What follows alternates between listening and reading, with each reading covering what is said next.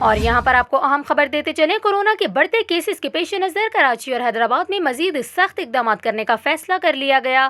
وزیر اعلیٰ سندھ مراد علی شاہ کی صدارت میں کورونا ٹاسک فورس کا اجلاس ہوا۔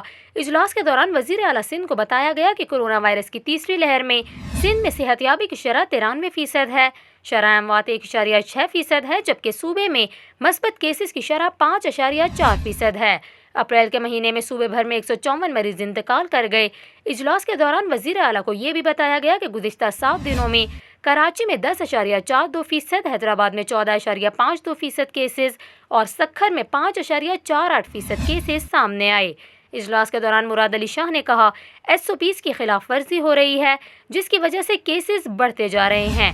وزیر اعلیٰ سندھ کی جانب سے پولیس اور کمشنر کراچی کو ہدایت دی گئی کہ سختی سے SOPs پر عمل کروایا جائے۔ اجلاس کے دوران وزیر اعلیٰ سندھ کی جانب سے وزراء کی ڈیوٹی بھی لگائی گئی کہ وہ شہر کا دورہ کریں۔ وزیر اعلیٰ سندھ مراد علی شاہ نے کہا کہ دوروں سے SOPs پر عمل کرنے میں مدد ملے گی۔